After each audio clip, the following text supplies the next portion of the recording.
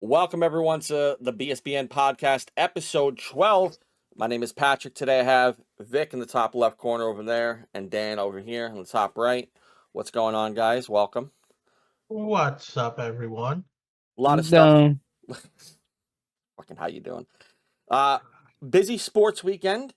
Or week in general since we shot a bunch of NHL trades going down, a bunch of NFL things going on, especially with the unretirement, which we're going to kind of come into first here, of Phillip Rivers unretiring to play as the Colts. We talked about it last week. The game has now been played. It was the Colts versus the Seahawks for his first game back. How are we feeling? How are we feeling about Phillip Rivers coming back, in his first game here? They did lose 18-16 to the Seahawks, which is a great team. So, mind you, but, how do we feel about it?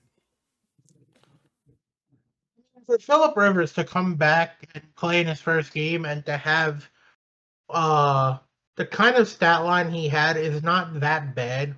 He was 18 for 27, one touchdown, one interception with 120 yards.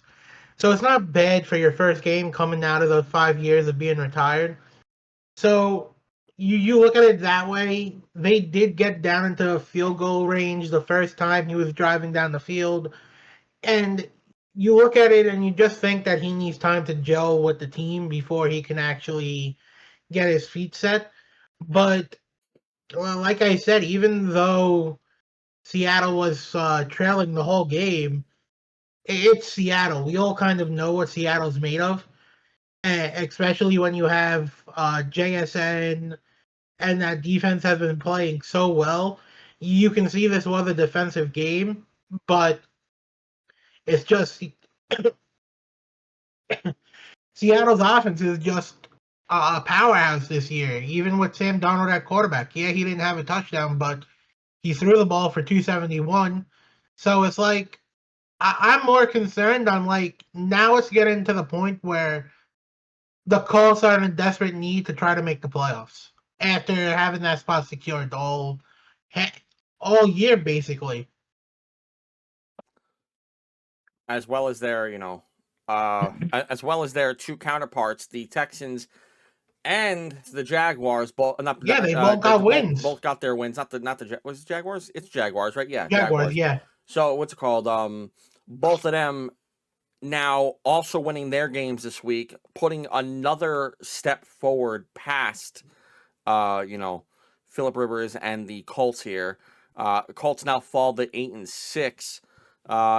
Stat line for Rivers being 18-27, I don't think is that bad. I did watch the game.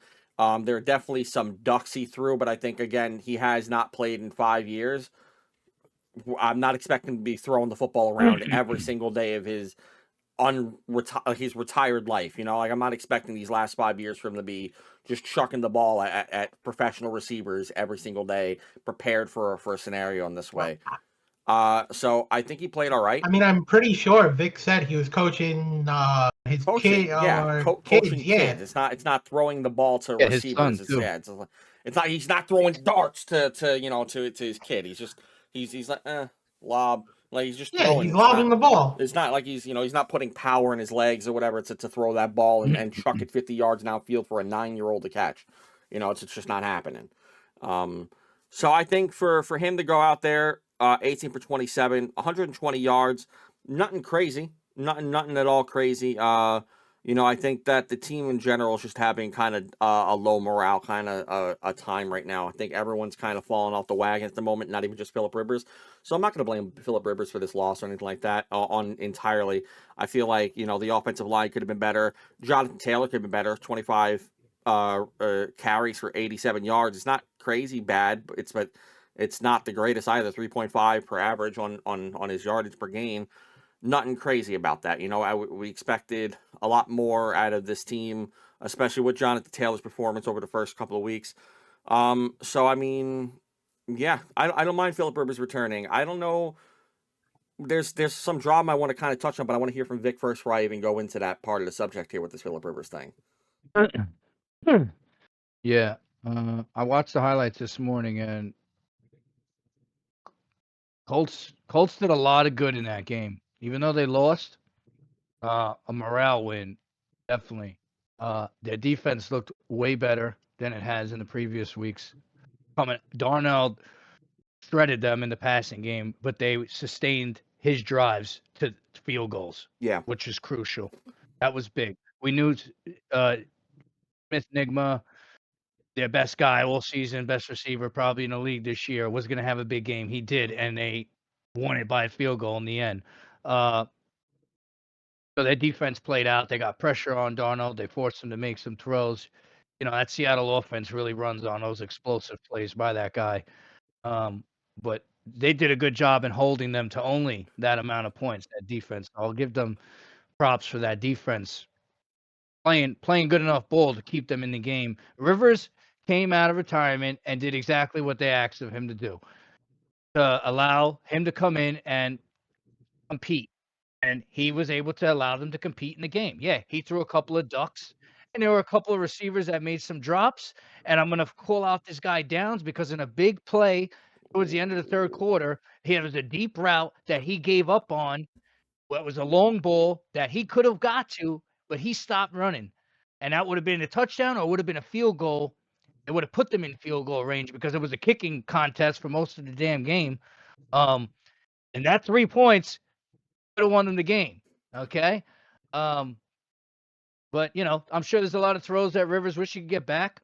The zip clearly ain't there on the ball, but he don't got to have zip on the ball. He's just got to compete enough for that team to stay in the game, and they got to find a way to win. He played the underneath game for most of the game, and it worked on the defense. You know what I mean? To only have 120 passing yards and to still only be down by 3 points. Yeah, Jonathan Taylor rushed for 25 yards. He could have ran a little bit better, but it was he still ran a little bit better than he has the previous week. 87 yards, not 27, not 25. 27 carries. The defense to me played a lot better than it's been playing, which is a plus. Obviously, we know Seattle's got a top-ranked defense, and it was a defensive kicking game. You know what I mean? I feel like that's what you got to see. Even though Darnold had I think 250 plus in passing yards or something like that around that area. Yeah. It wasn't a blowout game. Like the Colts stayed in the game and they had multiple chances to win the game. I think he did everything he was expected to come out and do. He's only going to get better, I think, as Dan said. It's 2 days, 3 days of practice of throwing the ball around and getting in with these guys. It's a new guy throwing to them, but they got to be quick. They have to win. That's ultimately what it comes down to. He even said in his press conference, yeah, we got to win. Yeah. He knows that. He knows that better than anybody, that they got to win these games. And that was a tight game. All right. I'm sure a lot of people didn't expect them to only lose by a damn field goal to Seattle. You know what I mean? I know I didn't, No, definitely not. I was rooting for him, but I didn't think it was going to be like that kind of game, a slugfest, defensive. But, Colts defense came out and they played their ass off. And Phillip Rivers did give them a chance to compete and a chance to win. That interception at the end, he had to chuck one up there. You know what I mean? Game's on the line. You got to try and make a play, all in all, I think the Colts, as a morale, as a team, there was a step forward, but they have to close the game out. So whoever they're playing this week coming up, everything's got to get tightened up a little bit more, and they got to grow on that. But that was, for me, late in the season, against one of the best defenses in the league and a hot Seattle team, which is a top team in the league right now. That there was a lot of good for them to take out of that game if they can build on it. And if Rivers can have a crucial week in practice and getting the chemistry built up with the guys and where he's putting the ball, get his arm a little bit more, get a little more plays that he was comfortable with in that game. It's going to be a lot of underneath throws, dink and dunks and runs. You know what I mean? There's a lot that has to go right, obviously, but there were a lot of good things that came out of the game, especially on the defensive side of the ball for the Colts in regards to their last few games where their defense started out hot and then it kind of fell off. I felt like you've seen little consistency. consistencies that they had in the beginning of the season, especially the pass rush. The pass rush was there. You know what I mean? They did get pressure on Seattle, and they forced Darnold to get out of the pocket. They sacked him a couple of times. You know what I mean? That's good. They need that because they need those turnovers. They need every chance they can with the ball, even if they're only getting 3 points out of it, because every point's gonna matter, because every win's gonna matter.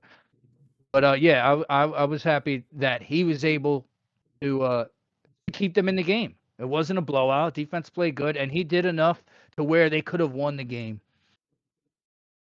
More than I expected him to come out and do. I didn't expect him to come out and drop 350. Oh, definitely But not. you know what? He came out and gave them a chance to be in the game and win. And you've seen a close game.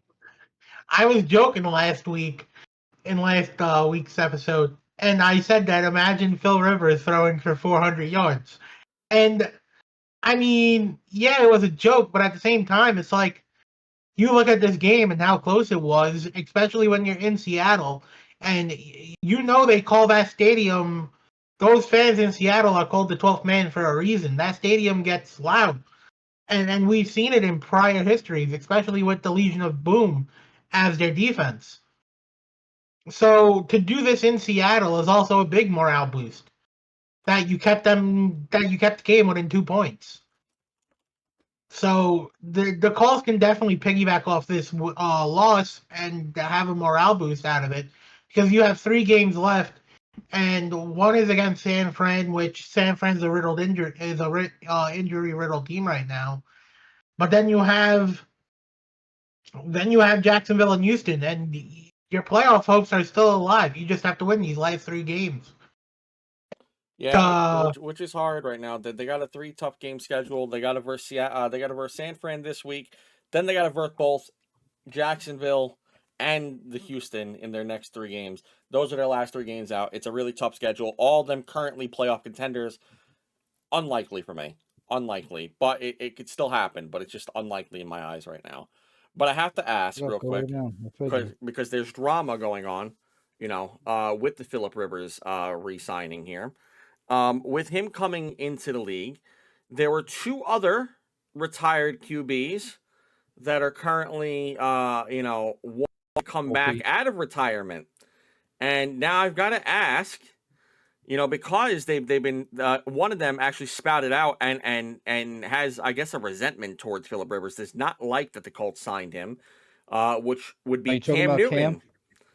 But he's not officially retired. He's not officially retired. That's another reason why he's salty as hell. Not officially retired, and neither is the next one here that I'm going to talk about, because neither of them are actually retired, but they are doing things in the sports world and other places. The other guy, RG3? Yes, it is. It's RG3.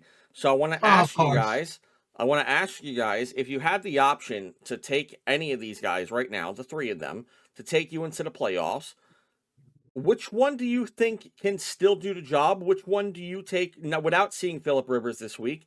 Where do you lie? Who are you taking out of the 3 of these guys? Do you feel that the Colts made the right decision? Do you feel they should have called Cam? Do you think RG3 would have been a warm welcome there? Do you think he could have done something there?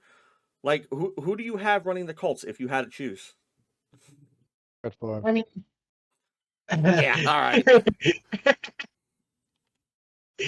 No, but really, in all perspective, nobody expected this, and even though Phil Rivers, and we saw what he did, you look at the tape, and the last years that Cam had, especially when he was in New England, he didn't look like the Cam of Carolina.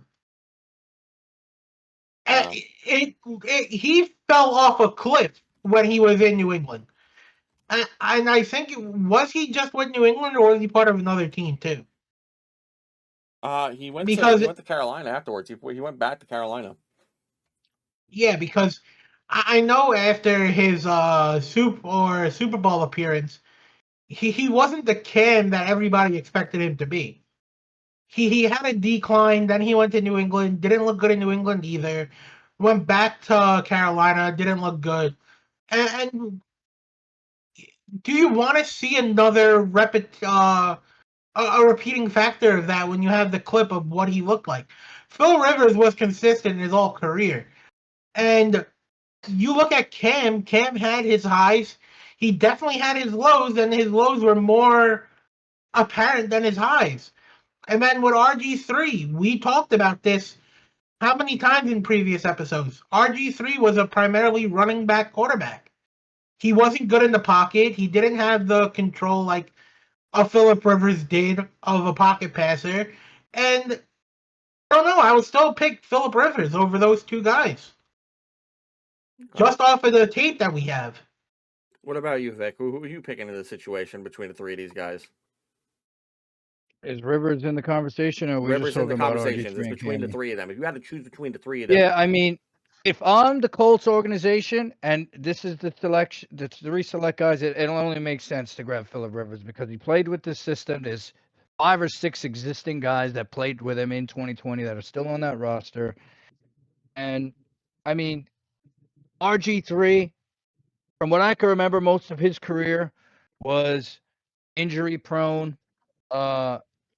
Injury prone. Yeah, you know what I mean? Like, yeah, he was injury prone.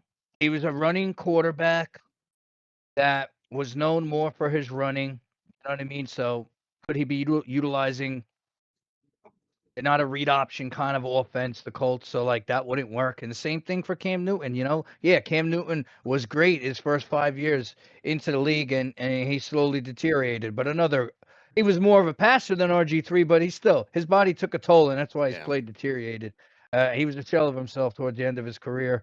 And I honestly, even though they're younger than Phillip Rivers, I the expectation for them. I mean, it's hard to say because he's 44 and he just came out and did that. But like, I'm taking Phillip Rivers, man. He knows the system. He's got a couple of guys there, and he's played in bigger games and more games than both of those guys, I think, even put together. You know what I mean? Like the pressure of knowing to win a game, like everything that comes with the quarterback position, other than the physical standpoint. Like maybe they're in better shape, but they probably are in better shape than he is.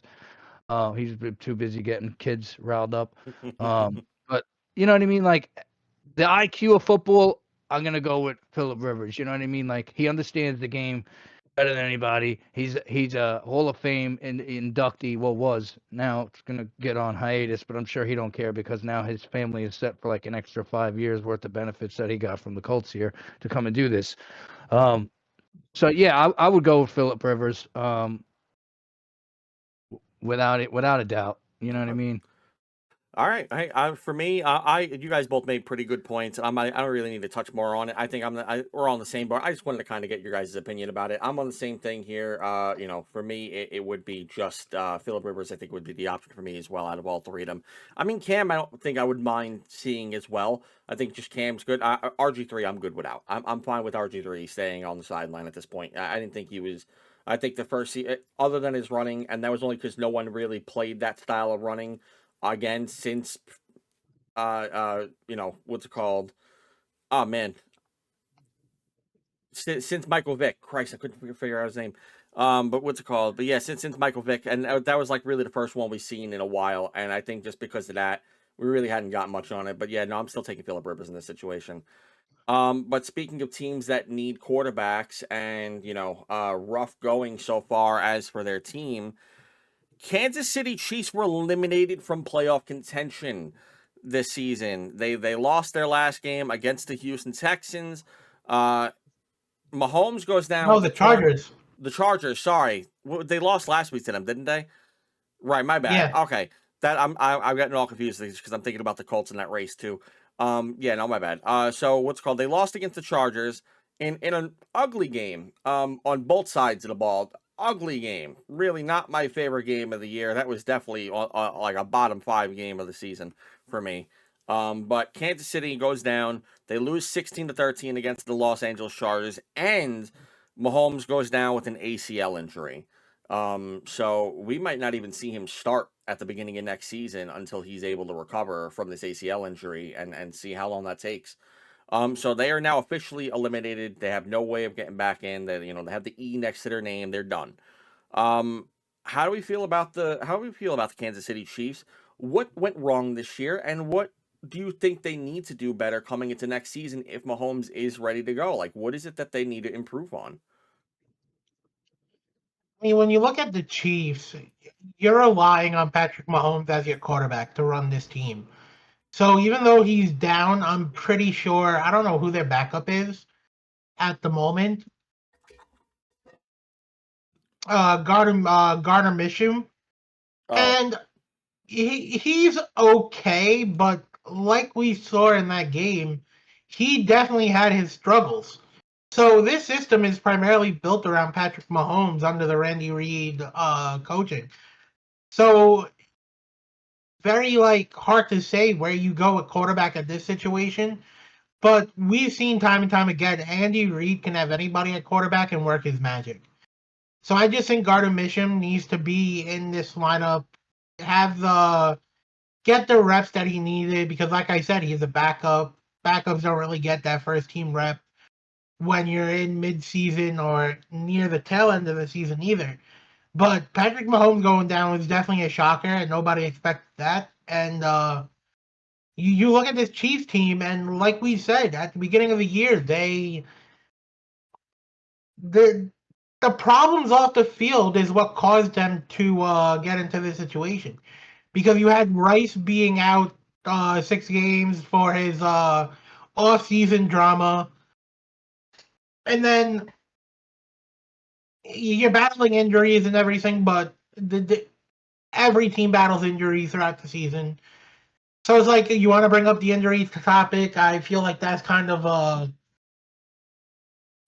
topic you can't really bring up because it's like everybody deals with injuries, and you're seeing some teams, and you're seeing it this year how the teams that are not as injury prone are working what they have, and the teams that are injury prone, like the San Francisco 49ers, they're at the top. They're near the top seed of the NFC West.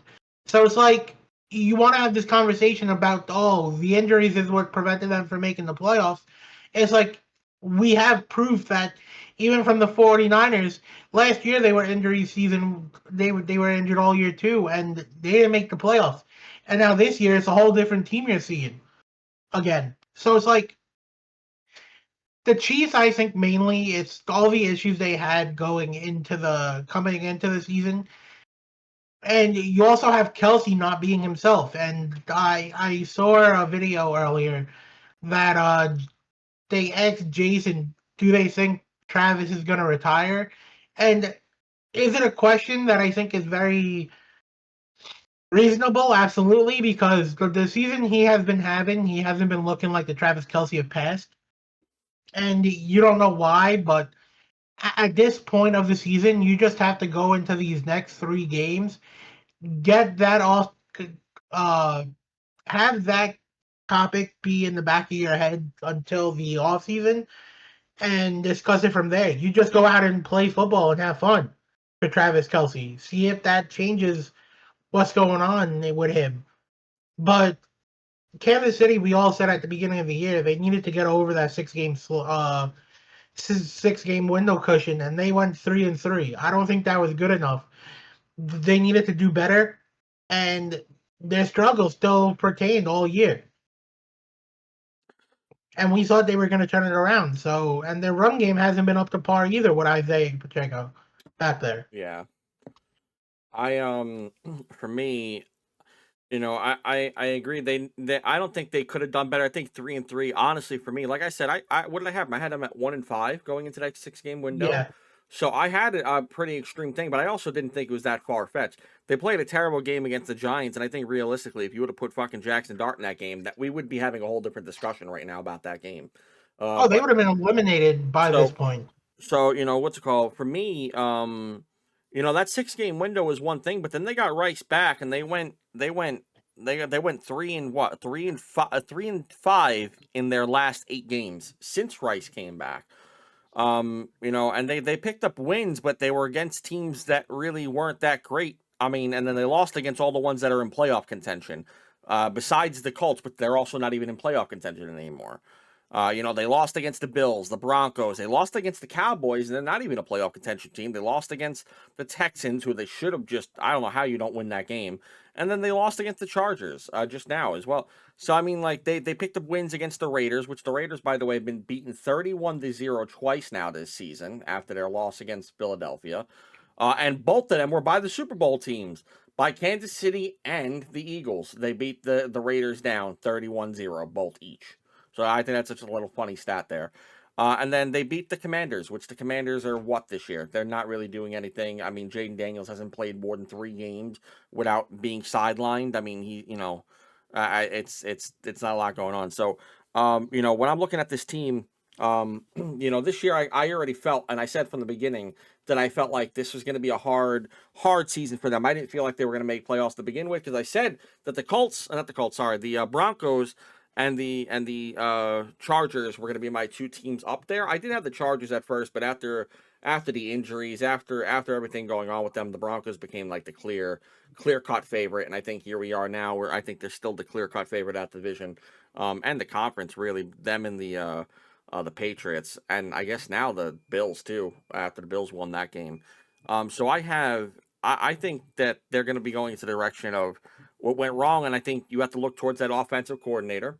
I think you have to look towards getting a new one possibly, and then as well as just you got to upgrade that offense. I mean, Rashee Rice is a good receiver. Do not get me wrong, but you need to have someone else out there. Worthy seems like he's good for a slot position, but again, there's a number 2 position there that is just not being met by any other receiver. You don't have like we've seen with the Lions, even though they lost this game in their last game.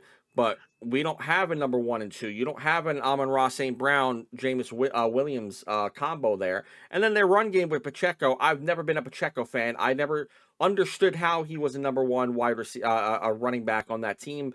Sorry, I just don't. I don't think he's a number 1 guy that you franchise for the entirety of his thing. He's not an Arian Foster. He's not a Frank Gore. He's not anyone really. He's Isaiah Pacheco. And for me, Isaiah Pacheco is not a 3-down back that you can rely on every single game. Right now in current era, he's not a James Cook. He's not a Scatabo, even though he's injured now. But he's not any of the guys that are currently number 1s that could be number 1s. He's just a number 2 to me. And he's at a number 1 position. I feel like there are some teams that have those this year, and he's not a number 1 guy for me. So I think that they're going to end up trying to go for another wide receiver in this draft. Maybe, I don't know, at the beginning of it or whatever, but I know that they're definitely going to need to solve something there because their defense hasn't been terrible. Their defense really hasn't been that bad. They've only let up a couple of games that have been that have given up a lot of points, and they were against tough teams. I mean, the Jaguars put 31 up against them. The Lions are 30 points, and that's 17 points. The Bills put up 28. It's really nothing crazy. So the defense to me isn't the biggest issue right now. Your offense is the thing that's letting you down because you're not getting points at all. Rashee Rice came back and they somehow just still didn't put up that many points throughout these games. So I don't know. So for me, I'm looking at the number 1 running back position, and I'm looking at that number 2 wide receiver slot, which I think with the wide receivers coming out of this draft, there's a case to be made that they could potentially, especially with a mid-round pick, not even like a late-round pick now with Mahomes being injured, you could pretty much kiss these last 3 games goodbye. Maybe they beat the Titans, but they could even lose against the Raiders, and they're going to lose against the Broncos. I don't see Minshew meaning damn freaking the Broncos. If he does, that'll blow my mind. But yeah, no, I'm not looking at this team to go for anywhere other than a wide receiver position for the first and foremost, for when he comes back, for when Mahomes comes back and to make an impact, because they need someone there on the other side of Rashee Rice. Yeah. Yeah. Yeah, I think it's pretty clear that we know that they're not making the playoffs, and I think it's pretty clear to the organization that they've seen this year go the way it went, and they know they got to make changes. And it's like you said, that offense needs to get revamped. They need another receiver. They've needed a running back for the longest. They haven't had a good running back since Jamal Charles and Kareem Hunt in their primes. That team has never been known to really have a dominant back to really alleviate some pressure off the QB position. And you got to see Mahomes pretty in a vulnerable state this season. This is probably one of his worst years we've ever seen him play. And I think the injury couldn't have come at a better time for him. And I think it's only gonna strengthen him. He's not gonna be like one of these guys that gets an ACL injury and doesn't come back the same. I think you're gonna see an injury in a sense of like an Adrian Peterson type of style. Like, he's going to come back stronger than ever next year. He knows what the team is lacking. He knows he cannot do it all, especially after he got humbled this season. That's what he got, and I think that's what he needed.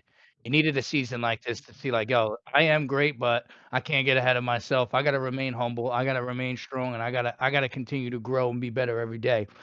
And this organization knows what he's capable of, given the right pieces they put around him. If you put the pieces with him, he's going to give you a great season.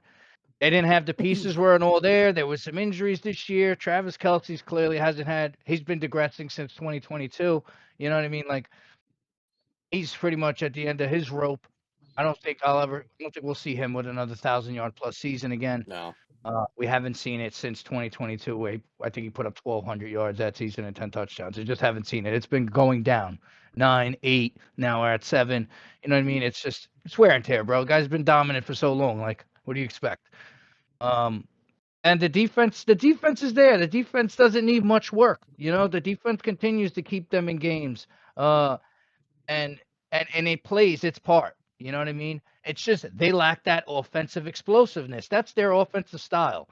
That's the Mahomes style. Mahomes is going to beat you with the explosive plays. They don't beat you with this 360 no they don't scopes. beat you with grit. They don't beat you with grit. They don't come in there and slam the ball down your throat all game long and wear you down. Like, they beat you where you're like, how the hell did that happen? With these immaculate plays and these guys that just make these plays in these the clutch moments in the game. That's where they win. And then sometimes those clutch moments come early and it zaps the morale and energy out of the whole stadium and team, and then it's a blowout. But that's their style. That's the Mahomes style. And they got it. They got a big wide receiver draft coming out. I'm pretty sure they're gonna go and they're gonna try and plant some seeds on that offense because they know that's what he needs to play at his peak level.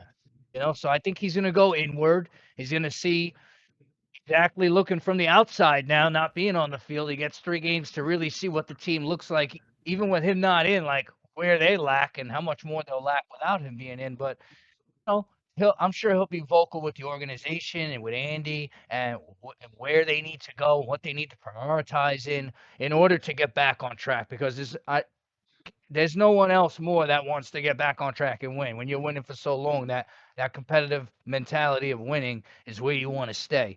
So, I think the injury is a good, came at the right time. I'm not saying it's good that he got injured, but I think it's a humbling aspect after having the season he had, and he tears his ACL, gives him a chance to look inward, to work on himself, to really reflect on the season he's had, and to grow from it, and to hope that the organization goes in the right direction and puts the pieces on that offense and maybe tighten up the defense just a little bit, little tweaks here and there. Doesn't need much, though, and gives him that chance to go out and be the explosive Mahomes that we know he can be, given the talent, and given they stay healthy.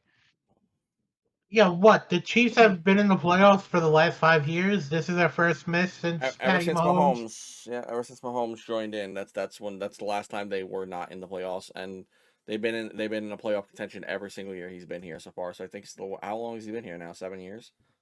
How long? Like, I think it's realistically it's going to be somewhere between 5 and 7 years, somewhere like that. This is the first time they've missed the playoff. No, it's had to been 7 years. I think they've been in the playoffs longer than that. There's 3 Super Bowls, 2 AFC Series. Well, 5. Well, I mean, 5 Patrick Super Bowl Mahomes experience in the NFL.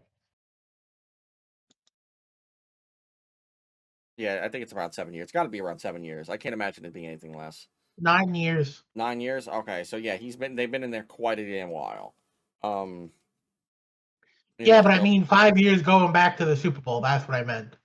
Super Bowl. It's more so playoffs. Like this is the first year they eliminated from playoffs. Like, Super Bowl is the end game, but I mean, for playoffs to make that in general is a feat of its own. And then the Super Bowl is just like obviously the main goal, but it's like it's hard for anyone to make that, especially with the amount that they've made it for a dynasty. Yeah, the last I guess 5 years, but yeah, they're the closest comparison to New England's onslaught of consistency. And now here we have New England again. So yeah, right. We'll go into it. I see they show their fucking true colors. We'll go into it. Let's see your Ravens jersey. We're not going to go into it yet. Yeah, let me know when you're ready for that. because I All do right. want to. I do want to go Fucking into. New England fans are about to get really fucking humbled. I want to go into it real Let's quick. I want to go into it let's real hope quick. let's hope these pitchers don't fall down on you again. Yeah, so he already got rid of the other one, so it's hopefully a little less of a risk for him. But yeah, let's talk about really quick. I had mentioned them in my comparison with the Kansas City Chiefs, but we have the Lions, who just lost another game here against the Los Angeles Rams in a very close game, very good game, mind you. I actually loved that game. It was such a good game to watch. But you had them now losing. But on the flip side of that, you have the Bears now 10-4, and then you have Green Bay, who just lost a lot of people. I don't know who's coming back yet, but I do know who isn't. With Micah Parsons not being in for the rest of the season with another torn ACL. I say another because the whole week has been ACL tears left and right. It feels like. But yeah, no, you have them who also just lost in the game. Chicago killed Cleveland. I mean, that was nothing really unexpected. But now you have the Packers at 9-4-1. You have the Chicago Bears at 10-4-1, and now you have 8-4, which doesn't sound like a bad record, but in this climate of the NFC playoff race, 8-4 is a big deal. You know, how do we feel about this NFC North battle going on right now? What's going to happen with Green Bay? Do we feel Green Bay without Micah Parsons has a chance? Let alone they lost Christian. They lost what's his name? Watson. They lost Christian Watson, Watkins. and then they also lost a couple of other guys. They lost a safety, an offensive tackle. Micah Parsons, as I said, Jordan Love is even listed as questionable because I think he was injured last game as well. So they lost a couple of guys. We don't know what the state of them is, and they have a big rivalry game against Chicago this week. Now, for basically, the winner of the division, not the winner of the division, but like the leader of the division for coming this week. Green Bay wins this game, they take over the NFC North. If they lose, then then obviously they still remain in second. And then you have Detroit, who is now 8-6, going up against Pittsburgh, who is also 8-6. Both of these guys fighting for a playoff spot in their respective divisions. How do we feel about this? How do we feel about this battle going on? I think having these kind of close battles always makes the season more interesting because it doesn't I don't like the seasons where by like week 13 who the playoff teams are. I like when it's this close. Like it's gonna come down to the final week of the season to see who's in the playoffs and who's not.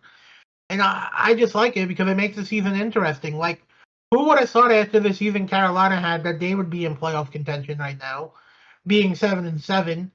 Who would have thought the Tampa Bay Buccaneers would be 7-7? And now you look at this NFC North conference, and you have Detroit, Green Bay, and Chicago. Who would have thought that Chicago would have been at the top of the division here? I mean, I know I didn't at the beginning of the year. You guys had hoped that Chicago would be improved from last year, but you really thought that Chicago was going to be in playoffs this year? I called them as my dark horse for a playoff team for a reason.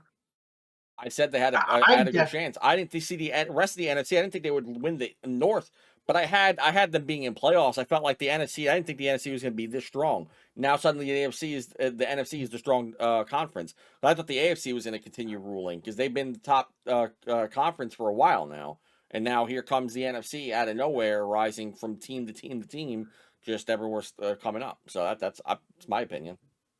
Yeah, I didn't see Chicago being 10-4. Like, I did not expect that, especially after the season Caleb Williams had last year. I did not expect him to turn it around as well as they did this year. But I mean, the change of the head coach and everything definitely is showing his part. You see, but I definitely think Detroit can still have a chance. I mean, these next 3 games is gonna be primarily what is gonna say a lot about them. Like you said, you have Pittsburgh coming up. Pittsburgh has been very inconsistent, but in recent weeks they have turned the season around. You have Minnesota and then you have Chicago, and it's gonna come down to that Chicago game in Soldier Field. It's going to come down to that. And this team has definitely had their struggles. Like, they lost to Minnesota, they lost to the Eagles, and they lost to Green Bay both games, but it's very like they haven't found their rhythm, uh, Detroit. And they need to get back in that rhythm where they were gelling, like the team was gelling on all fronts. And right now, is St. Brown still injured? No, Because I he know he played went. last game. Okay, Well, because I I know he don't. went down in the. I know he went down in the Dallas game, and they weren't sure if he was No, he gonna. played last game. If you watch it, Okay, yeah, he played last game. but yeah, so they just need to get back and find their rhythm because this team, like I said, is they have the team to make the playoffs. It's just they need to find their rhythm again and be consistent. I mean, Gibbs haven't been doing his best recently with only rushing 38 yards. The Sonic and Knuckles duo really hasn't been up to par from what we expect of them. The last few weeks, dating all the way back to Green Bay, Gibbs ran for 68 against Green Bay. Montgomery ran for 60 against Dallas. And then Gibbs having the most rushing with, again, 38 against the Rams. They have to get that running game back. That's going to be determined for them. Yeah, no, I agree. That's first off, that's how I know you don't look at fantasy because Amon-Ra St. Brown dropped 41 points for you. So the fact that you didn't even realize that that was the Yeah, I was gonna case is say I felt like he crazy. went off this week too. Literally Yeah. had 41 points on fantasy for you. The only thing that kept you in the game, you literally, I watched the whole fantasy race for you yesterday. You lost by 4 points, and Yeah, it's I only know. because If I put Williams from Dallas in, I would have won the game. it's literally because A-Chain had the last drive in garbage time, got 2 big receptions that gave him enough points to put 4 points past you. Literally looked at the entire game. I'm like watching the playoff race while I'm talking to Vic playing Madden. And I'm just like, oh, dude, he's like 5 points away. He still hasn't gotten anything. And then, the fourth quarter comes like, oh, he's still only 2 points away. And he got no points for the whole entire quarter. I was like, it's gonna happen. Cowboy's gonna lose. He's gonna lose. He's not gonna make it to the finals. Like, holy crap. And then A-Chain in the last drive gets two like screen routes or whatever to give him the ability to go past you. I was like, damn it. All right, well, whatever. But yeah, the fact that Yeah, Amon-Ra well, St. Brown had when 41 my points, 41 points for you, and you asked if he even played this game is nuts to me. when my Crazy. fantasy record has been 3-8 this whole year, 3-10. I give up and yeah. Well, now it's 3-10, You don't give up but because I gave up in fantasy. hello, playoffs are still here. You have to you want to win in playoffs. You can make. We are only a 4-man league. We're a 4-man league. I don't care. That's cool. I hope you give $20 to me when I beat Cabo. Now that's there we're going. So I mean, that's the way this is going. So I mean, you fucking fork that over. But yeah, no, the Lions to me, it's a tough route for them to make the playoffs this year. Right now it is. They're currently not in, and the 7th seed is Green Bay. So they have to realistically fight against their own division guys because 6th seed is 10-4. The Seahawks, who we've said are amazing, are 11-3, and they're tied right now with the division lead with with the Rams, both 11-3. Which, by the way, the Rams have clinched the first team in the NFC to clinch playoffs, and then the Broncos in the AFC first team to clinch playoffs over there as well. But yeah, no. So I mean, realistically, you're looking at the Green Bay Packers, who are 9-4-1. And they're going up against the Bears this week. Big game for them. And then they got to go against the Ravens, who have not been the greatest, but they're fighting. And then they blanked the Cincinnati, for God's sakes, but it's Cincinnati. And then they got to go against the Vikings. So realistically, the Packers could go 2-1 here. They can go 2-1 here, I think, as my best case scenario for them. And they could make it 11-4-1. So they realistically, if you're looking at this team and the Bears too, Bears got, I think, an easier schedule, if I'm not mistaken. So oh no, never mind. No, they got a hard one. My bad. They got to verse the Packers, then they got to verse the 49ers, and then the Lions. So it's a tough stretch between all three of these teams right now.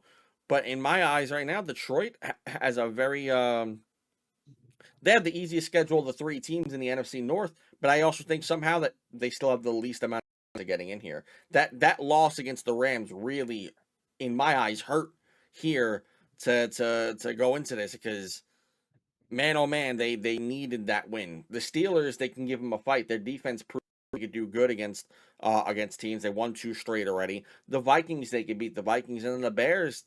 I think they already versed. Did they not? And they lost to the Bears, or they won? Never mind. No, they They beat the Bears. killed the Bears. They killed the Bears. So I mean, who knows? But that was also the beginning of the season when they were just finding their stride. So now we're a lot further into the season. Who knows how we see this game going? So I don't know. I think that the Lions have a tougher spot to get into out of all three of these teams. 8-4 compared. They got to, even if they beat the Bears, they have to hope they beat the Steelers, and they have to win all 3 games. Really, no matter how you slice it, they have to win all 3 games. There's just no way around it. They have to win all 3 games, and the Packers have to lose at least 1. The Packers can't go 3-0 here, and then the Bears just need to win 1. In my eyes, no, that's even then, the Packers need to realistically lose 2. Because if it comes down to, if they end up being tied, the tiebreaker goes in favor of the Packers for beating the Lions twice. Well, they won't be tied because one of them's already got a tie. So it's either if the Packers even win 1 right now, then if they win 1 game, they're now 10-4-1. And then at the end of the season, they would have 1 less loss if they don't, or they'd be tied in like. Either way, one's gonna have more wins or losses than the other one because Green Bay has a tie here, so they're either a half game in or a half game out, essentially, depending on how the Lions do here. If the Lions win all 3 games, Packers need to win 2, and then they win because they'll have 1 less loss than the Lions. So they just need to lose. They need to lose 2 of them at least for the Lions to feel good about themselves if they win all 3 of their games. It's going to be a tough stretch for them. It's going to be a very tough stretch for the NFC North battle. Really is. Yes, it is. Yeah, they got to just win. This is 1 game at a time right now. Like they got Pittsburgh. They can go in there and they can beat Pittsburgh. They have to beat Pittsburgh, but they can beat Pittsburgh. Like you said, they got the easier games compared to Green Bay and Chicago. But every game, especially this point in the season, too, every game is a hard game, especially when you fight. When every game has to be a win. Am I coming through? Yeah, you're good. Yeah. Oh, all right. Yeah, you know what I mean. I mean, yeah, that Rams game was great. They have no problem scoring points. Clearly, if they could just continue to score that many points against these 3 teams that they play, I could see them winning all 3 of these games. But that's a big if. You know what I mean? So they have to, like you guys said, they have to play damn near perfect football, and they need a little help. And I think the biggest help is going to be the fact that Green Bay just lost these late season injuries right now, especially losing Parsons, bro, the best guy in that defense. You just lost 13 sacks this year, and you lost that at the pivotal point in the season and potentially going into the playoffs. You lost a deciding factor in what makes that defense truly a presence. Just the name alone is something to plan for teams. And now that he's not on the field and he's not going to be there, you don't know how long Watson's out for. That's a big blow for Green Bay, big time. That makes me feel like Chicago will definitely win this division if they can just continue to play the ball that they've been playing, which has been pretty solid. I mean, yeah, you guys pretty much covered it all, man. Detroit's got to be perfect. I'm rooting for them. I think they can, 1 game at a time. I mean, I think they can beat Pittsburgh. It's a big game for both teams, obviously. It's a bigger game for Detroit, though. So yeah, we'll see what happens. I mean, I'm curious to see how what Green Bay looks like, especially with Parsons being gone, because I mean, it's a big deal. You know what I mean? They just lost Parsons. Like the guy came there and instantly produced for them this season, like massively on that pass rush. The big part of that pass rush is him. 13 sacks this season are his. That guy wreaks havoc in the backfield. He made an impact instantly once getting there. He started off a little slow, but he found his way to his game. And whatever other injuries that they got lingering around too. You know what I mean? So they got that next man up caliber that Dan's always talking about. That's what needs to happen with Green Bay, and they got to continue to produce because, I mean, in my eyes, still they are out of these three teams, they are the weakest team. Green Bay. Green Bay, really? Okay. And Detroit is still the weakest team to me. I don't put my faith in that Green Bay offense, and now I don't really know about that defense with Parsons being gone. Yeah, it's not the best defense in the league, but he definitely makes it a way better defense than what it is. Oh, 100%. So that he's a big part. He is. He's just his name, his play. Teams prepare for that guy alone. Like they game plan around that guy because that guy is a difference maker in the game. Whether he gets a sack or not, he's in the backfield all game long. Yeah. Whether it's getting tackles for losses, whether it's getting sacks, whatever it is, that's his game. It's not coverage, but it's in the backfield. And Jordan Love, like, yeah, he hasn't shown me enough. Like, I got more faith in that Detroit offense than I do in that Green Bay offense in a big game. So, I'm putting my chips down on Detroit to come out and beat the Steelers this week and take it one game at a time, and I'm rooting for them to win these next three, and that Green Bay loses two out of these three. All right, so I think kind of like we're all kind of on similar points, but also like have a little bit of differences here on this conference on this division, which rightfully so. This division's a very hard one to gauge at this point. Them and the NFC West are two really really hard discussions to really talk about. But you know what? There's another hard division that we're going to kind of discuss here, and Vic, you're going to be I'm going to give you the floor here because you're wearing the opposing jersey here. But we have the AFC East. We just had the game between the Patriots and the Buffalo Bills. Buffalo Bills came back from a win after trailing 21-0 with 2 minutes remaining in the second quarter. This game was phenomenal. My game of the week, personally. And the Buffalo Bills came back, like I said, from 21-0 basically. They won in the second half, 35-31 over the New England Patriots. They are now one game back behind New England in this division. So the Patriots are now 11-3. Bills are now 10-4 on a 3-game winning streak. How do you guys feel about that game? How do you guys feel about this division? Do the Bills overtake the New England Patriots for the division lead coming into the rest of the season with 3 games remaining? What are your guys' thoughts? This, to me, is the new rivalry that's brewing in this conference. It's Buffalo versus New England again.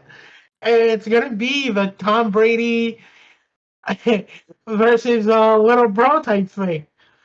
And we've seen it consistently this year and it's funny because we saw the Patriots go into Oracle and beat the Bills. And now we see the Bills going into Foxborough and beating the Patriots. So it's like, this is going to be that kind of game, and this is going to be the matchup that we're going to see in the future because obviously, yeah, we're always going to see that Patrick Mahomes and Josh Allen matchup, but this is the new matchup where Josh Allen's going to have another rival, and it's going to be in his own division. Because Drake May has been showing all year that he's getting into his footing in the NFL. Because last year was his rookie season. This year he's coming out looking phenomenal. And to go into Buffalo's home and beat them, it's showing that this New England team is built for playoffs. Because nobody expected the Patriots to be like this. But it's showing out. Their run game is getting there because you had Henderson put up 148 on the ground off of 14 carries. And then you also had Cook have a very good run game with 107, also 2 touchdowns. So this game was really all around a very great game to watch. And a great game to just have on have on the schedule this week. Let's hear it, Vicky boy. Let's get into it because Yeah. the Letting it Patriots slander marinate from all you. fucking since Sunday. All right. Thank you, Josh, for going in there and showing that New England is shit. Okay? They finally Shit. played a fucking decent team this season, right? For the second time. They've won all their games against the shit schedule that they've had. And some fucking questionably close fucking games, too. Okay? They are going to lose the division to Buffalo. What a time to go on a winning streak for Buffalo at the end of the season to strive your way to win the division and roll Yeah. into the playoffs hot. Okay? Josh, Jet fans will not hate me in saying this because we hate New England fans more than Buffalo fans. We'd rather Josh be sitting at top of the division if the Jets can't and not no New England. Not no fluky ass New England team that just wanted to come out of left field this year and show that they can win against some shit teams on their schedule. He ain't ready. All right. You ain't beating Josh in no playoffs as a sophomore, buddy. You can try next year. I'll give their running back props, and I'll give Vrabel props for them winning most of these games against these shit teams. But that's all they get from me. All right. Josh Allen came out, that Bills team came out, and they showed exactly how good that fucking Bills team is. All right. To come out and do that in the second half and the way that they did it. That takes growth. All right. I want to see Drake May's team come out and do that and come back in a deficit like Buffalo just did and soar through and win the freaking game away. They ain't doing that. They haven't showed that, and they ain't doing that. And they definitely ain't doing that in the playoffs, and they definitely ain't going to do that if they see Buffalo in the playoffs, no matter who's home, which will be Buffalo because Buffalo will win the division. Yeah, I got Buffalo winning the division, bro. 100%. They picked a hell of a time to get hot, and their play has only been going up with these 3 wins, and every part of their game has been going up. It's the perfect time for them to sit in that throne where they belong, where I had them all year sitting, was in first, where they've been sitting for the past few years, because they know how to put trust in a guy for a long time, and he's earned that spot, and he will retain that spot. Come the end of the season, they'll be sitting in first place. Buffalo's going to take first. New England's going to lose to the Jets on the 28th. Calling it right freaking now with whoever's starting. New England sucks. Wow. Okay. Christ. I wasn't Let's go expecting a lot of. Baltimore. Wasn't expecting so much anger out of this man. You know what? I kind of was. That's the reason why I've been waiting for this. You know what? I'm gonna say it in a lot nicer terms because I don't have that hatred towards the Patriots right now because again I hate them when the Giants versus them in the Super Bowls, which 2-0 against them. Thank you, Tom. Appreciate it. What's the call? But man, I don't necessarily disagree. It's a weird thing, but I don't disagree with that because I think that the Patriots did have a very easy schedule this year, right? Like they did capitalize on it, and I don't disagree with. I think they did beat certain teams. Obviously, they beat the Bills. That was a tough game for them. They beat them by 3. They beat the Bucks. But that's also an injury-ridden Bucks. They did pretty much beat a lot of the guys that were, kind of in the top 10 for draft picks this year too, though. And they somehow, in doing that, they also lost the Raiders, mind you. Make that make sense. So this game for me, like I said, game of the week. That defense collapsed like crazy. I don't know what happened. 31 points by Drake May is not something that, I'm going to look away from, though, because I do think Drake May is a good quarterback. I said it last year. I said that coming into this year, I was hoping that he was going to play better. I didn't know how much better because I said that O-line was kind of crap for them. But the fact that they even came in, they've exceeded my expectations, even beating the bad teams, right? They beat the bad teams, but I expected them to be a bad team. So for me, them being 11-3 was not something I came out here expecting. I still had them 4th in the division coming into this year. So, I thought they were going to be where the Jets are at basically right now. So the fact that they're 11-3 is crazy to me. So, but yeah, no, I do think that the Bills are going to be taking this division as well.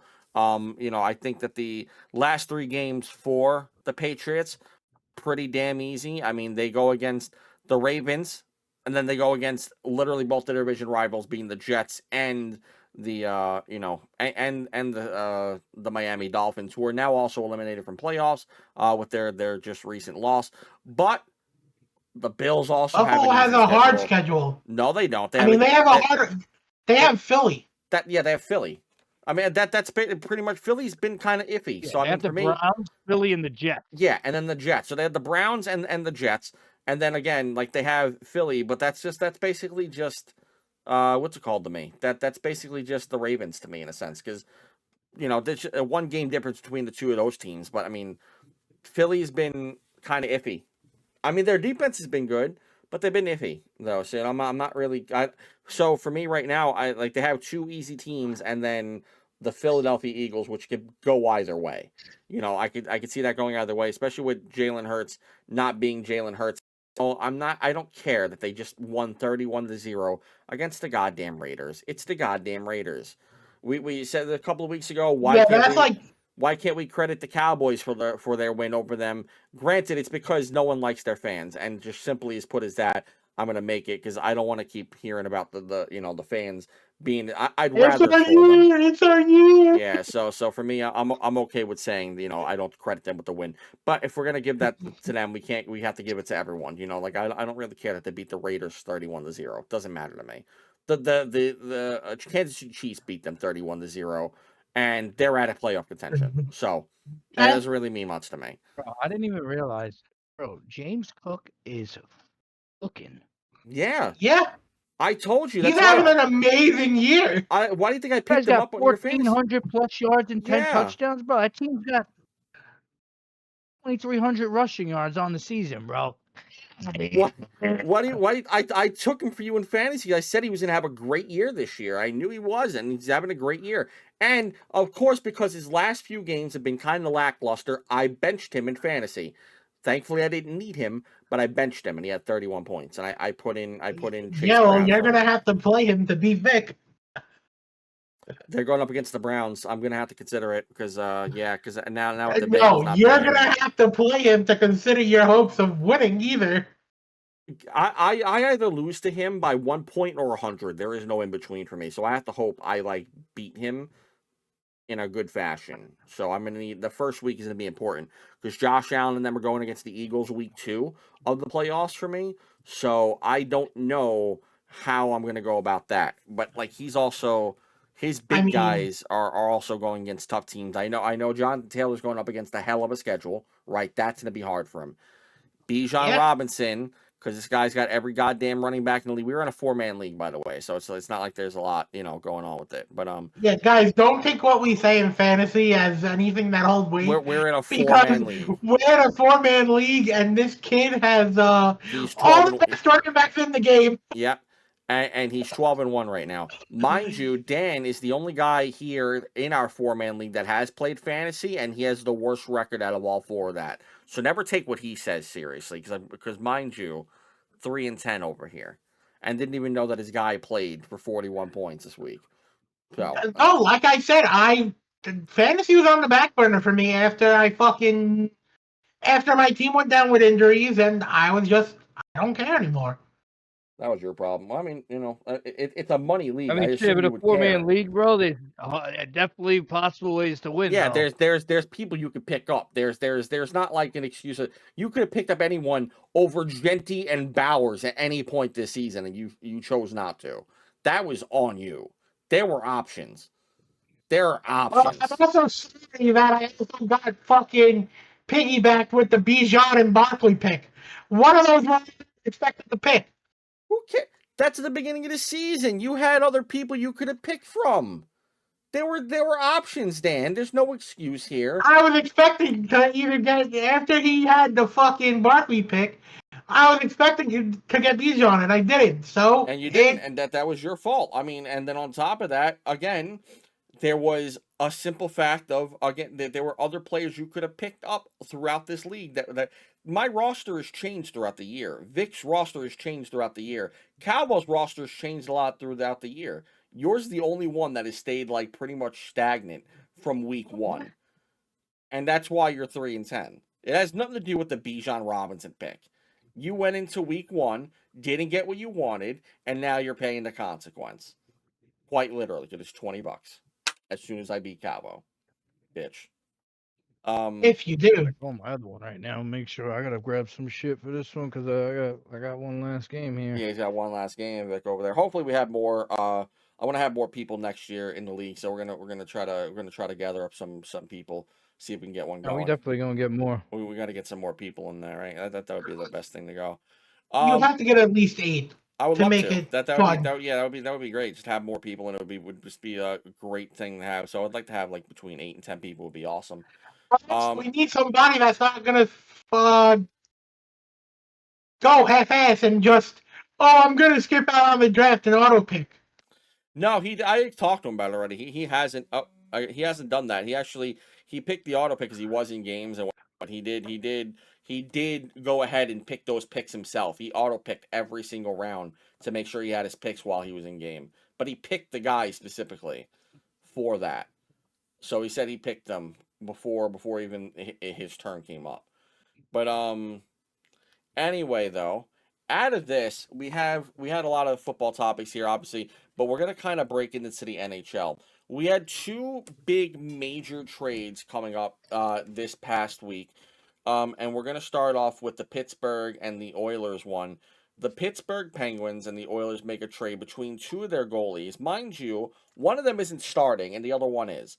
But they did still trade two NHL starters. Were supposed to be 2 NHL starters. In Tristan Jarry, who now goes to the Oilers, and you have Skinner, who goes to the Pittsburgh Penguins, possibly as the backup for Silvos, because he's been playing good. So I'm not even gonna hold that, because I think it's in there. But then Pittsburgh also gets something that they lack, which is defense, by getting Brett Kulak and then a 2nd-round pick from Edmonton.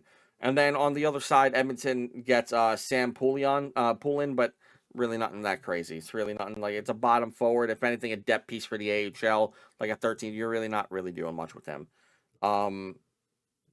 What's it called? But yeah, no. So I mean, that's where we're at right now with those guys.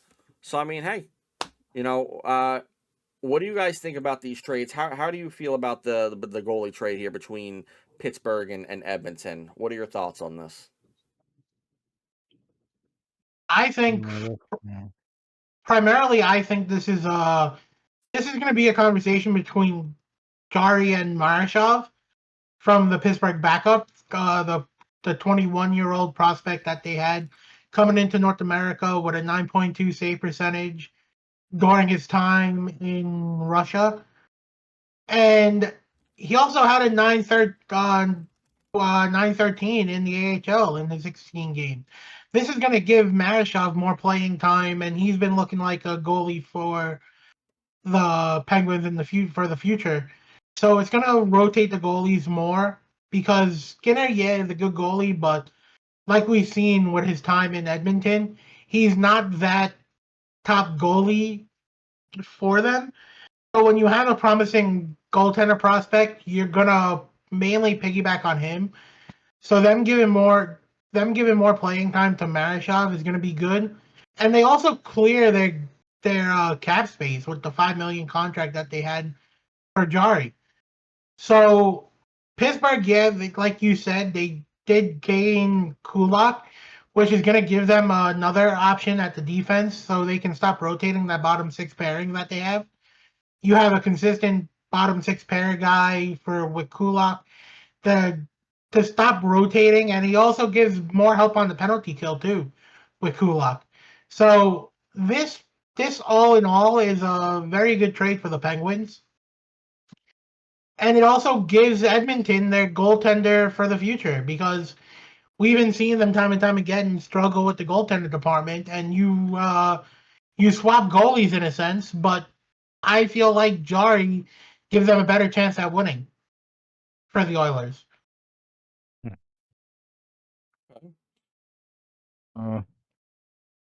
Yeah, I mean, I think the Penguins definitely won this trade for sure.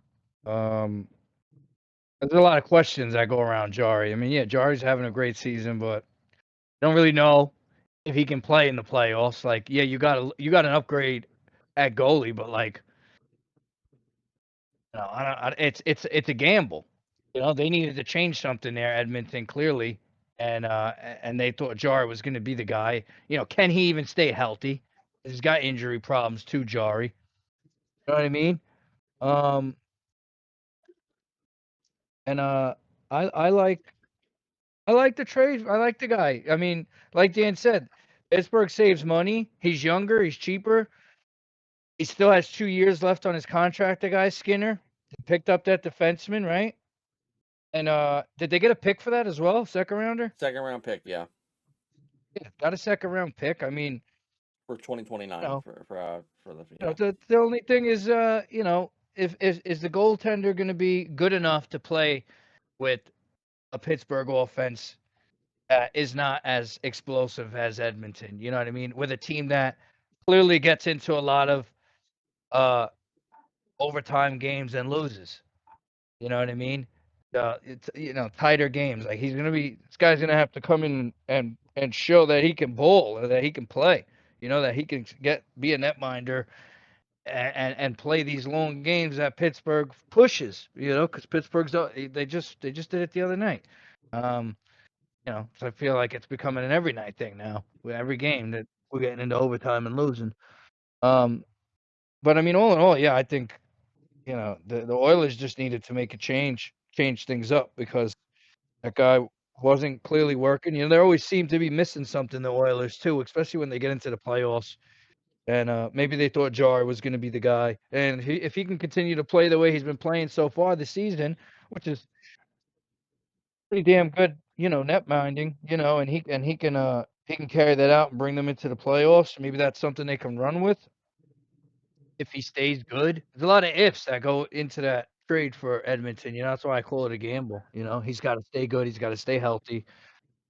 So, but yeah, I mean, I'm for the trade with Pittsburgh. For me, it felt like a high risk, high reward trade for Edmonton. They needed to make a switch, and they went and tried to get Jari and change things up in the net, and hope that that's gonna solve what they needed to solve. And Pittsburgh was able to get a guy that is younger, he's cheaper. I mean, they got a defenseman out of it. They got a second round pick out of it. I mean, so I think it was more of a win for Pittsburgh, in my opinion. But I mean, I guess we'll see what happens. I like this team. I like this trade for both teams. I mean, the Pittsburgh needed something along the lines of defense so they could stop going into overtime. And I think that with their scoring 3 goals a game, while great, and much better than the next team we'll talk about. Well, not the next team, but one of the next teams we'll talk about. But I think that this trade was good on both ends. I mean, the Oilers needed a goalie. Tristan Jarry, I think, is more reliable than Stuart Skinner. Granted, they did make 2 playoff runs in a row, going to Stanley Cup Finals with Stuart Skinner. But again, I don't think that was because of Stuart Skinner. And I also don't think Jari is going to be the guy for them. But I also think he is much more of an upgrade than Skinner. I feel like Skinner has been way too long in this league playing a starting position. I think he is much better as a backup goalie because he's such a wild card that I'd rather trust his winning coming from like very few games compared to playing a big stretch of them. So I like Tristan Jarry starting for the Edmonton Oilers, and I like the fact that Brett Kulak is now going to be on Pittsburgh as well because I think Brett Kulak is a good defender. I think he could absolutely play on that bottom pair here. Cat or Pat? Cat. Go Get get out the of cat there. real You're not quick. shitting in the fucking bedroom. Go get your cat. Just tell her to move. But I do think that Brett Kulak is definitely a good upgrade here Shitting. Go. for the bottom 6. You can shit right in front of me. I'll rub your face in it. Yeah. Sorry. Okay. And then Shit in what's your bed. called? Go lay in your shit.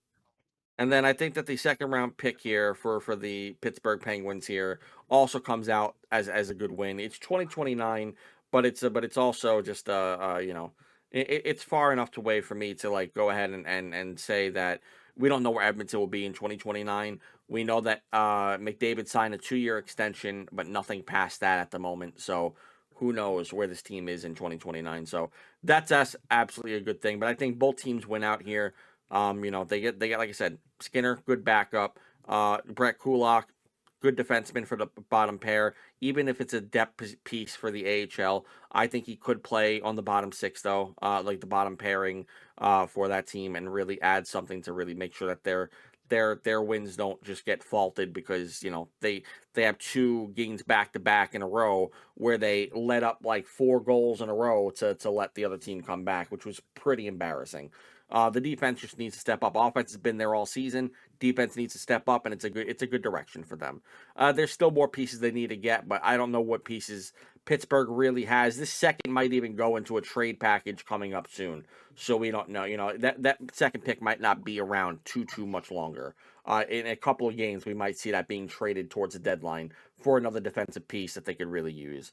But yeah, so I think good trade by both teams. Personally, I'm not too worse off for it. But yet, keeping on the same topic with trades, we have another big trade here, which we had the blockbuster trade of the week, and honestly, the big piece that was supposed to be at the deadline that the Wild grabbed earlier. We have Quinn Hughes from the Canucks going to the Minnesota Wild in place for the 2026 first round pick. From the Wild, as well as center Marco Rossi, Zeev Boehm, the defensive man, who's I think is also a great guy that we're going to talk about here, and then Liam Ogren, another forward here for the from the Canucks, for the Canucks. So I think that they get their pieces that they need. Quinn Hughes obviously is one of the top defensemen in the league. He's a top 5. He's been amazing all year. He's been his whole career. So I mean, this is a big loss, but at the same time, I think with Zeev being on that team now, Boom is gonna really, I think he's gonna boom. I think he's gonna come out and be a good defenseman for this team. I think these are a lot of good products here that the Minnesota Wild had given up. And I'm not mad at it. I think it goes good both ways. There are a lot of teams that wanted Quinn Hughes, and they won out the battle, and for good cause. I mean, the Wild were already one of the top best teams in the league this year, and they just bolstered themselves by adding Quinn Hughes. So for me, I think this is a great trade for both teams. I think both teams get what they need out of it. The Canucks definitely are in the middle of a rebuild mode. They already shopped off JT Miller last year. They shopped off Quinn Hughes this year. I know they have both Petterssons up there, but we don't know. Maybe Elias Pettersson does end up getting traded at some point. I think he actually just did a contract. But, I mean, who knows how this all goes. EP40 is definitely not one of the most favorite guys over there in the Canucks land. I mean, neither was JT Miller, but clearly one of them was untouchable, and they chose EP40. So we'll see how that goes for them. But right now, I think a good trade. Minnesota definitely benefits from this in the short term, and I think Canucks will benefit from this in the long run. You're looking at with this trade, Minnesota has one of the top 4 defensive pairings in the league right now. Because you have a pairing of Quinn Hughes, Brock Faber, Borden, and Spurgeon. That's a crazy defensive pairing. Top 4 defensive pairing right there. Because you're going to see Quinn Hughes and Brock Faber get time together. And we already seen how Brock Faber has been coming into that defenseman role for the Wild and been growing. And he's been looking like one of the better defensemen in the league too, and better offensive defensemen. And Spurgeon has shown consistent play. This Minnesota Wild's defense is definitely one of the top defenses in the league. I mean, yeah, Colorado has Makar, and their defense is good, but Minnesota's up there along with them in that conversation now with the addition of Quinn Hughes. Because, like you see, Quinn Hughes he's been a Norris Trophy winner. He's definitely been a guy that can get you 60 assists. And he finished with 60, or after him last year, in 4 straight seasons, he's finished with almost 60 assists. So you're looking at a very good defenseman with Quinn Hughes. And then also you're going into the conversation where after the contract is up, can we see the Hughes brothers with Jack and Quinn dictating on what team they go to once their contracts are up. And that's going to be another interesting topic too when that comes along. And I think they're up in 2029, right? For Hughes, I don't know. I mean, they're. I don't think we're gonna see. I think Quinn is gonna sign an extension in my eyes. I think he's gonna sign and stay there. Um, I don't think He he's can gonna. sign an extension. He has to, but if he does sign an extension, I think it's going to be a 2-3 year deal. I don't Yeah, think it's going to be any longer. And then you can see the Hughes brothers being the hot topic come free agency and dictating what teams they both sign to. yeah, possibly. I mean, we'll get there when we get there. I mean, that's a long ways away. Um, Vic, yeah, how did you feel about this trade coming up? I missed this one, honestly, bro, on the topics. Oh, it's I all got good. nothing on this one. Oh, it's I perfectly totally fine. missed it. Then you know what? We can go into really quickly. We can go into the last topic I want to talk about here for the day. Being last night, the Anaheim Ducks and the New York Rangers faced off in Madison Square Garden. It is the first time since Trouba and Kreider have been traded from the Rangers that they've Second been. time for Trouba. It's his first time returning to MSG. They've versed, but not back in MSG. This is his first time returning to MSG. Both him and Kreider. What's it called? So this is their first time going back to MSG. The Anaheim Ducks take this game 4-1. 4-1. It was realistically 2-1. They scored 2 empty netters. So I'm not like but I can't say it was just 2-1. It obviously was 4-1 because they got 2 empty netters. Which is also, not the easiest thing to do all the time. So, you know, but they won 4-1 against the Rangers. Were these trades with Trouba and Kreider a mistake, or did the Rangers still make the better choice here of trading away those 2 picks? Like, do you guys have any opinions on these guys? How do you feel about Kreider and Trouba being the Anaheim Ducks and not the Rangers? Me and you have been having this conversation for a while now, going back to last year. I feel like this is better off for the Rangers because number one, you clear up the cap that was struggling with the Rangers going into last season. You clear up the cap with moving Kreider and Trouba.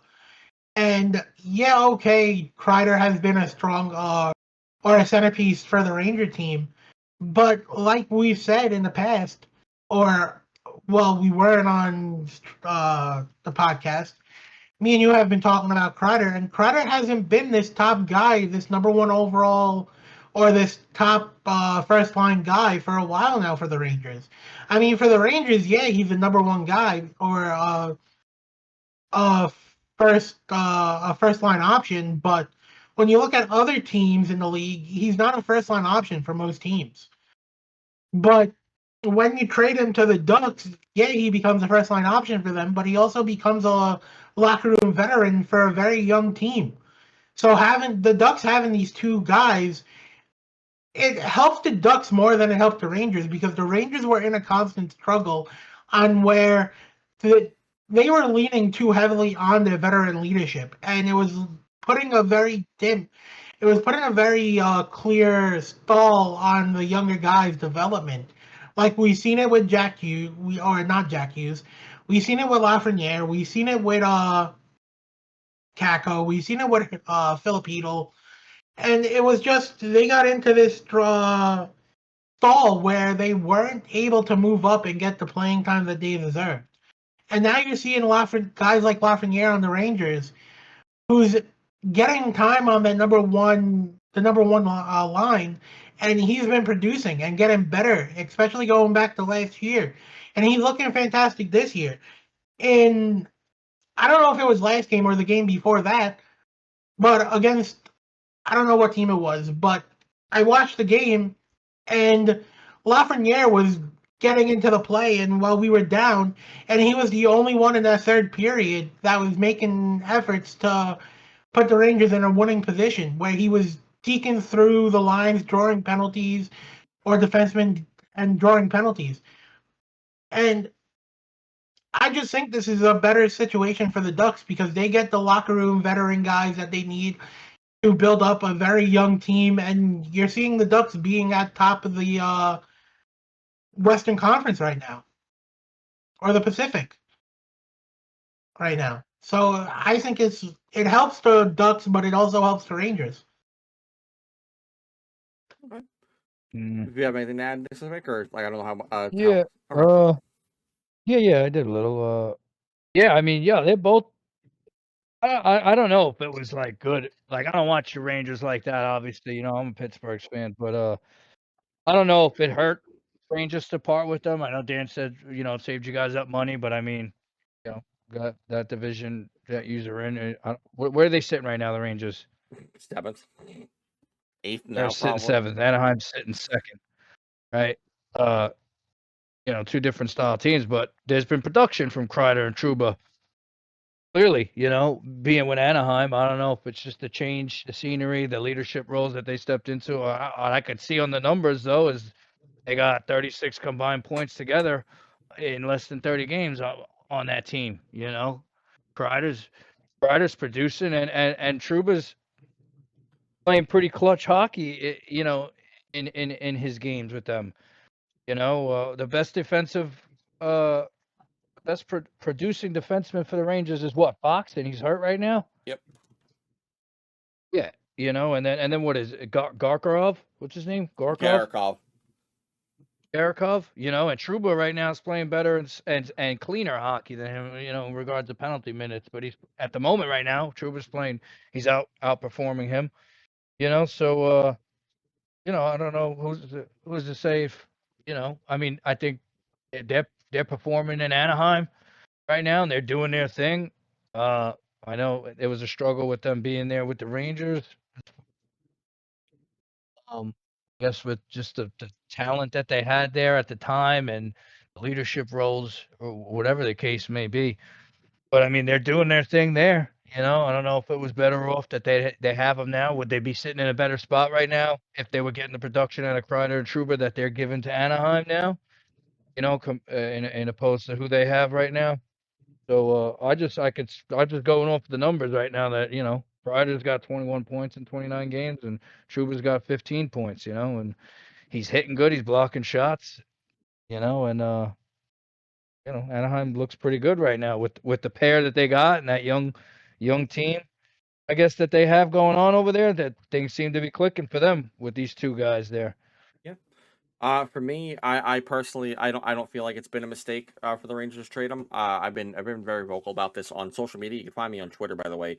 I constantly tweeting about the Ranger games. I watch them live, and typically I give my opinion on them if I'm able to tweet about it at that time if I'm feeling okay enough to do it. But typically, I will be giving my thoughts on the teams and whatnot. I try to give my early before the game, pre-game kind of synopsis of what the game is coming up to about them, but. For this game in particular, and for this topic in particular, Kreider for me, I love Kreider. I am a Kreider fan, but I'm also a realistic guy, especially when it comes to the Rangers. As anyone knows, the Rangers have been they're my team. I love football. We talk about football all the time, but hockey is my designated sport. That is the sport that I love and grew up with. Before anything, I grew up with all that stuff. But for me, Kreider has always been a decent player. He's never really scored too much. He's never been like the crazy guy. He's never really gotten over 70 points up until literally the last couple of seasons. And most of it is because he stopped playing everything else he's done, and he found a new way around it by sitting in front of the net and getting the deflections. And he's been one of the best guys doing that. But he's also mainly only done that on power play time. He doesn't play that style of play on 5v5 minutes where the Rangers lacked for so long was the 5v5 play. I think that's what really got them and stopped their progression throughout the playoffs the last two times the Eastern Conference Finals was their 5-on-5 play. So for me, Kreider being there wasn't necessarily the problem. It's the fact that they had him plugging up holes in which they needed prospects to play. Chris Drury decided we're gonna just keep getting vets and we're not gonna play these young kids that we got. We had Lafreniere on the third line for the first 4 years of his career up until last season, where he started playing the second, and now he's playing first and second. So I mean that's great, but we had guys that were just too much of that took up too much space for too much of their contract. Kreider was one of them. He wasn't. I don't think he would have taken a friendlier deal or would have reconstructed his contract to take less so that he could, help the team. I think as well as, again, we needed left winger spots. This team is very heavy on left wing, and we weren't going to have a prospect come up for the next couple of years had he stayed on the first or second line. He's a third line guy. I like him at the line for 5v5. Power play, number one unit, that would have been fine by me.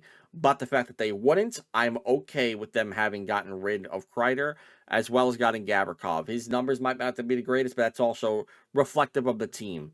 Gavrikov, to me, it was a great pickup. Honestly, one of my favorites of the 2000s in general, out of all the, the 25 years of the 2000s, out of any pick that we've actually picked up, Gavrikov has been one of my favorites so far. And I'm not one of those Ranger fans that are going to tell you next year that he needs to go, unless his productivity goes. Speaking of productivity, Trouba trade, I am 1,000% a fan of.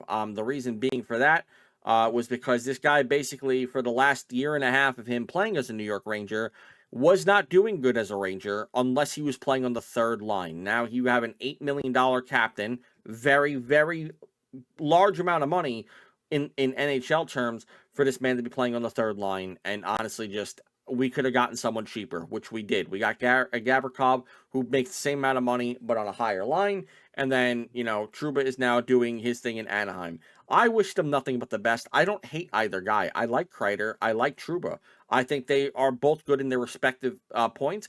They just cost too much money for the value that they would have brought to the Rangers. And granted, we are 7th, but honestly, I was hoping that this year we would have been 7th. I'm hoping that this year that we would have done a rebuild. We haven't yet, which kind of shocks me. But, I mean, I wanted them to go into rebuild foes. I wanted them to kind of take those and let the veteran core crumble and let us start getting young guys. We have a big draft class upcoming this season with 2 first-round draft picks. We have Panarin possibly on his way out because his contract expires after this season, so he could be traded in the next 10 to 12 games before the next not 10, 12 games, sorry, before March, the deadline, if they plan on tanking.